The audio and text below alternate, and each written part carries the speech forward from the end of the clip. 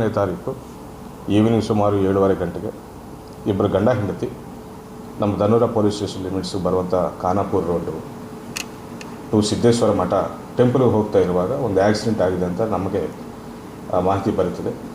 Duty ಮುಗಿಸ್ಕೊಂಡು ಹೋಗ್ತಿರುವ home guard ಅವರನ್ನು road ಪಕ್ಕದಲ್ಲಿ ನೋಡಿರ್ತಾರೆ. ನೋಡಿ ಇಬ್ಬರಿಗೂ ಸೇವ್ ಮಾಡಿಕೊಂಡು ಆ್ಯಂಬುಲೆನ್ಸ್ ಕರೆಸ್ಕೊಂಡು ಹಾಸ್ಪಿಟ್ಲಿಗೆ ಶಿಫ್ಟ್ ಮಾಡ್ತೀವಿ ನಾವು. ಸೊ ಪ್ರೈಮಾ ಫೇಸಿ ನಾವು ನೋಡಿದ್ದಾಗ ಆಕ್ಸಿಡೆಂಟ್ ಅಂತ ಅನಿಸಿದೆ.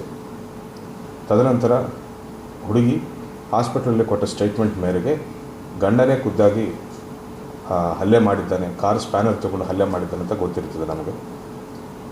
ಗಂಡ ಆರ್ಮಿದಲ್ಲಿ ಟ್ರೈನಿಂಗ್ ಆಫೀಸರ್ ಆಗಿ ಕೆಲಸ ಮಾಡ್ತಿದ್ದಾನೆ ಸಿಕಿಂದ್ರಾಬಾದ್ ಕಂಟೋನ್ಮೆಂಟ್ ಏರಿಯಾದಲ್ಲಿ, ಹಾಗೂ ಹೆಂಡತಿ ಹೌಸ್ ವೈಫ್ ಅಂತ ಗೊತ್ತಾಗಿದೆ. ಅದರ ಪ್ರಕಾರ ನಾವು ಮಾರಣಾಂತಿಕ ಹಲ್ಲೆ ಪ್ರಕರಣ ದಾಖಲಿಸಿಕೊಂಡು ತನಿಖೆಯನ್ನು ಮುಂದುವರಿಸಿದ್ದೇವೆ. ಇಬ್ಬರು ಹಾಸ್ಪಿಟಲ್ ಅಡ್ಮಿಟ್ ಆಗಿರ್ತಾರೆ. ನಮ್ಮ ಬೀದರ್ ಹಾಸ್ಪಿಟ್ಲಿಂದ ಶೋಲಾಪುರ ಹಾಸ್ಪಿಟ್ಲಿಗೆ ಅವರನ್ನು ಬೇರೆ ಕಡೆ ಕರ್ಕೊಂಡು ಹೋಗಿ ಚಿಕಿತ್ಸೆಗೂ ಕುರಿತು ಅವರನ್ನು ಅಲ್ಲಿ ಅಡ್ಮಿಟ್ ಮಾಡಿಸಿರ್ತಾರೆ. ನಿನ್ನೆ ಬೆಳಗ್ಗೆ ಹುಡುಗಿ 26 ವರ್ಷದ ಸಂಜನಾ ಅಂತ ಮರಣ ಹೊಂದಿರುತ್ತಾರೆ ಅವರು.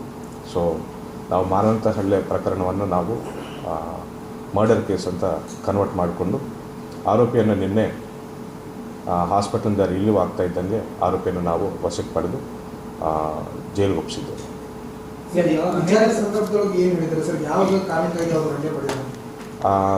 ಗಂಡ ಹೆಂಡತಿ ಮಧ್ಯ ಬೇರೆ ಬೇರೆ ಕಾರಣಕ್ಕಾಗಿ ಭಿನ್ನಾಭಿಪ್ರಾಯಗಳಿತ್ತು, ಜಗಳ ಆಗ್ತಿತ್ತು ಅಂತ ಫ್ಯಾಮಿಲಿ ಮೆಂಬರ್ಸ್ ಕೂಡ ಹೇಳಿದ್ದಾರೆ.